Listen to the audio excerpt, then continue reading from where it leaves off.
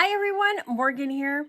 So we talked about heating already. Let's go ahead and talk about ways to cool your house. If you are in warmer areas and the lights go out, what are you going to do? I mean, without air conditioning, for a lot of people that could be really detrimental. So I do want to talk about how to cool your home and how to stay cool in general in the summer months, or even just in southern areas in which it gets really warm. I think a couple of the most important things is to insulate your home. Insulate your home with the earth. Insulate your home with bricks or, cement or any other type of insulation. Like basements, they're underground and they're surrounded, with bricks or cement or anything like that. So that's, they're always generally very cool because they're underground. Even partial underground basements are going to be a lot cooler than the rest of the house that's totally exposed. Of course, shade trees, any type of shade that's going to go over your house. It will be extremely helpful to keep your house cool. There's actually this really interesting approach here, and this is from a website. A new approach for cooling air without electricity has sprung up from Bangladesh and now Pakistan, where nearly 70% of residents live without power. This method involves creating a panel of funnels using recycled plastic bottles, though other materials may be substituted, that compresses an incoming breeze before sending it indoors. It is the initial compression of warm air, then its sudden release that creates the cooling effect. The entrance into these funnels should be located inside the structure, as that is where the warm air can escape. Reports from this approach indicate a drop in temperature up to 5 degrees Celsius, though the technology is still in its infancy. But I think that this is a very cool idea, no pun intended.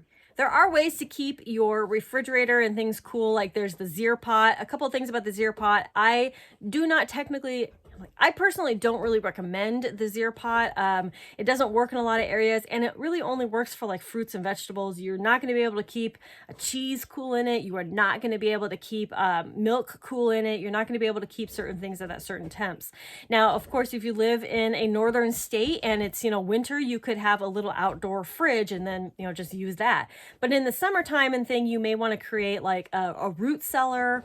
You can create a root cellar out of 5-gallon buckets, even in the southern areas, you can create, dig down a little bit.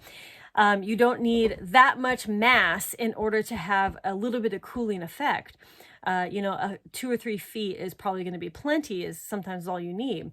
Now, of course, again, root cellars are not going to keep like milk cool and that kind of thing. I actually have a whole blog post about how to keep food cool in the post down below in the description. Just click on how to live without a refrigerator down in the description. Blackout curtains are probably going to be one of the best investments you're going to make. Block out that sun. Now, natural light's really great, but blocking out that sun in the super hot times is going to be a lifesaver. Block it all out. You can put like survival blankets or Reflectix in your windows as well to help block it out, as well as the blackout curtains on the inside. All of that will help tremendously. Installing awnings over your windows can make a huge difference. I mean, you just like put a little board over it. It doesn't have to be fancy. Just put a little board over it to shade those windows. Again, huge help. Seal all the leaks. You want to make sure that, warm air is not getting in and the cool air is not getting out. So seal all the cracks, get weather stripping, seal up all that stuff. Now, battery powered fans are actually going to work really well, to help circulate that air a little bit. It'll help cool you off. Battery power, you could charge the battery powered fans with solar. So, it's something to keep in mind, but battery powered fans are a nice addition. Wet bandanas or wet shamags or anything on the back of your neck, your head, anything like that.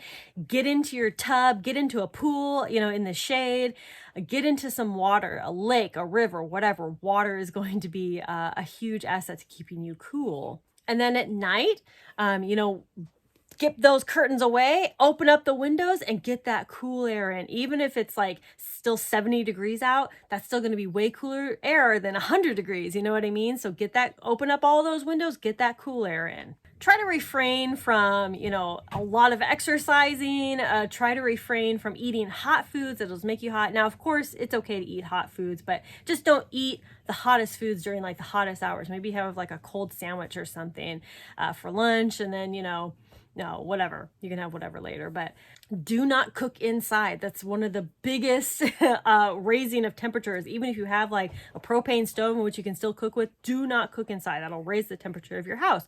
Cook outside as much as you possibly can. If you do have a 2-story or a 3-story, however big your house is, right?